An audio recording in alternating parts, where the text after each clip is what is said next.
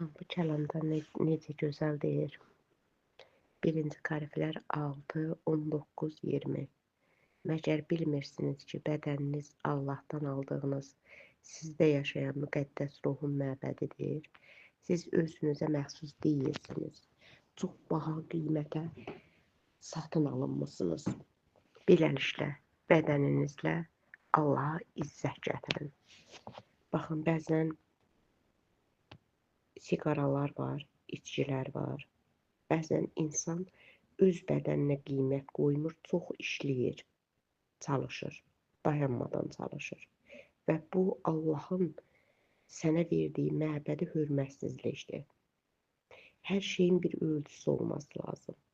Və yaxud düşüncənizə, ağlınıza, beyninizi yüklüyürsünüz. Allahın məbədinə hörmətsizlik edirsiniz. Bu yüklənmələr, bu ağırlıqlar məbədə qarşı demək olar ki, çox hörmətsizlikdir.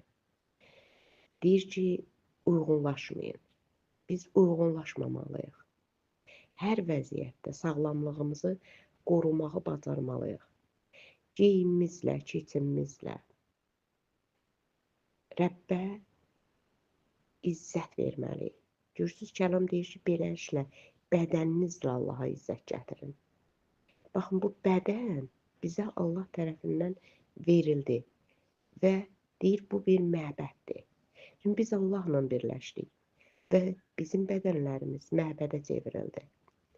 Və əgər sən öz bədəninə hörmətlə yanaşmırsansa, ona düzgün qida, baxın, ona düzgün sağlamlıq verə bilmirsənsə, demək sən Allahın izzətindən öz bədənini məhrum edirsən. Və ona görə kəlam bizə dönə-dönə öyrədir. Və əgər bədən sağlıqlı olmursa, Allaha izzət gətirə bilməz.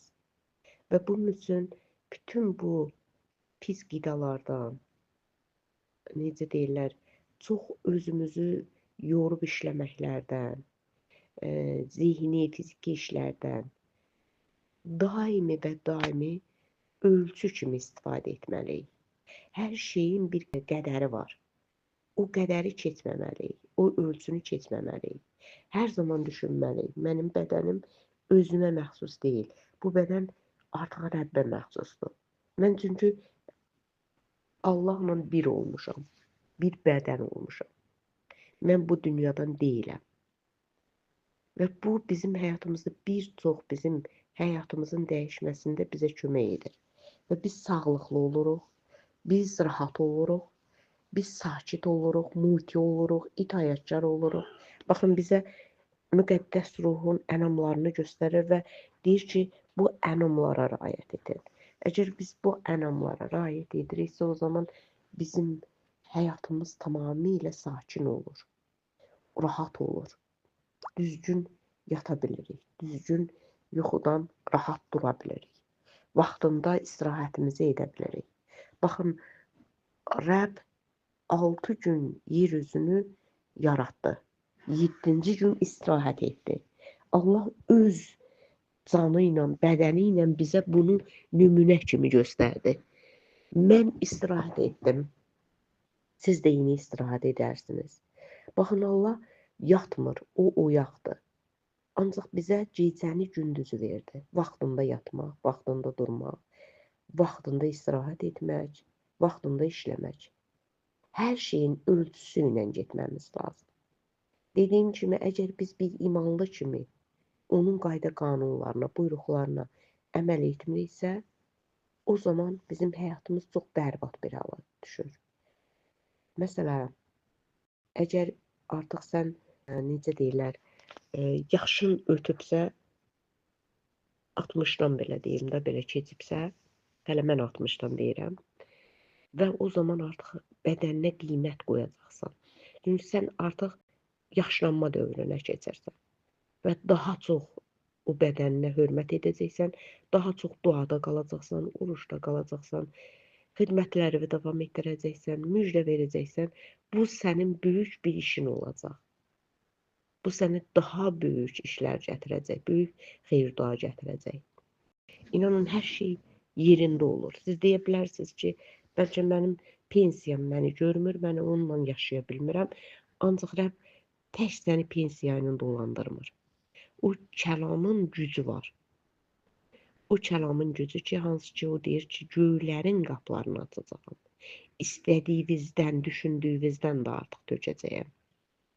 Əgər o görür ki, sənin həyatında bir sıxıntı var, o görür ki, sən bir çox şeyləri maliyyəsiz edə bilmirsən və o zaman o göylərin qapılarını açır. Səni borca getməyə imkan vermir. Səni özü təmin edir. İsa Məsih ismi ilə. Qoy həyatımızda nə varsa, qoy Rəbb öz gücü ilə gəlsin, nəfəsini töksün, qanını töksün və bizi dünyəvi həyatdan, həyat tərzindən, davranışından azad edib öz ruh altında, öz çərçivəsi altında saxlasın deyə dua edirəm. İsa Məsihin ismi ilə. Dedim, məndə qalın, mən də sizdə qalacağam. Və o zaman barlı bəhərli olacaqsınız. Baxın kəlamın gücünə. Məndə qalın, mən də sizdə qalacağam. Biz haçan ki onda qaldıqca, o da bizdə qalır və biz barlı bəhərli oluruq. Yəni buradan görünür ki, bu kəlamdan biz barı, bəhəri ancaq onda qalmaqda tapırıq. Hər birimizə onda qalma gücü diləyirəm və istəyirəm ki, həqiqətən siz onda qalasınız ki, o da sizdə qalsın, Rəbb də sizdə qalsın. O sizin üçün qan tökdü. O sizi bütün dünyanın buxovundan, zincirindən azad etdi. Qoy nə varsa, nə qaranlıqlar, nə vəziyyətlər bugün yaşayırsınızsa, hər birimizin həyatında onları Rəbb özü qanı ilə örtsün və onları yerin dipsizlənliklərini atsın. Bu işsizlik də olsa, bu maddiyatsızlıq da olsa, bu xəstəlik də olsa, nə olursa olsun, heç bir şey Rəbdən üstün deyil. Hər şey Rəbbin qarşısında acizdir. Böyük bir ordu gəlsə də, nə qədər güclü əsgərlərə, güclü texnikaya malik olsalar da, Rəbbin texnikasından böyük bir texnika yoxdur yer üzərində, nə göydə, nə yerdə. Çünki Rəbb deyir, güclü mənəm, qüvvətli mənəm. Məndən başqa heç bir şey yoxdur bu yerdə, bu göydə. Qoy onun döyüşü sizin həyatlarınızı təmizləsin. Qoy bütün sizə qarşı olunan düşmənin nə hiləsi, nə hücumu varsa, qoy Rəbb onların qarşısını alsın. Bizim mübarizəmiz ətə qana qarşı deyil, pis ruhlara qarşıdır. Qoy o vuruşların hamısı, o mübarizələr Rəbb tərəfindən tamamilə tərsilah olunsun. İsa Məsih ismi ilə diləyirəm və istəyirəm hər birimizin həyatına Rəbbin işığını bəyan edirəm. Qoy həqiqətən də o qaranlıq bildiyiniz, mümkünsüz bildiyiniz bir yer Rəbb tərəfindən işıqlansın. Həyatınızda, yaşamınızda, davranışınızda, hər vəziyyətinizdə, dilinizin, ağzınızın istifadəsində qoy Rəbb daimi sizə xeyir-dua versin. Qoy daimi sizi qorusun, mühafizə eləsin. Qorunması altına alsın. Ki, heç bir düşmən, heç bir müdaxilə bu yerdə hərəkət edə bilməsin. İsa Məsih ismi ilə. Diləyirəm və istəyirəm. Gözəl Rəbbim mən. Hər şeyə və hər şeyə qadir olan atamdan. Qoy imansız kimi yaşayan hər bir onun övladları qoy imana gəlsin. Tam iman alsın. Hansı cəhətdən duadamı, şürdəmi, yalvarışlamı, hansı bir yerdə zəiflik varsa və mən onların hamısını bağlayıram, İsa Məsih adı ilə bağlayıram. Çünki kəlam dedi, bağlayacaqsınız. Və mən hər bir vəziyyəti bağlayıb yerin dipsizlərinin işlərini atıram. Bir də qayıtmamaq şərti ilə. Və Rəbbin ruhunu bəyan edirəm. Qoy o qədər ağzınız, diliniz, içiniz, daxiliniz dua ilə dolsun. Kəlamla dolsun. O qədər kəlama bağlı qalasınız. Kəlam sizin həyatınız, yaşamınız olsun. Daimi yalvarışlarda, daimi minnətdarlıqda yaşayasınız. Hər sabahınız onun yeniliyi ilə dolsun. Bugün yeni gündür. Bu yeni günün öz gözəlliyi var. Qoy o gözəlliyi yaxsın sizin həyatlarınıza. Hər birimizin həyatına. Qoy həqiqətən də necə kəlamda deyir ki, mənim yaralarımda siz şəfa almısınız. Qoy bu gün həqiqətən o kəlamın gücü, o vəd hər birinizin həyatında tamamilə həyata keçsin və siz onu, o şəfanı qəbul edəsiniz.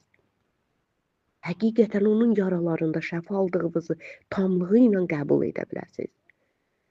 Nə yerdə, nə göydə belə bir həkim yoxdur. Belə bir dərman yoxdur. Onun kəlamı dərmandır.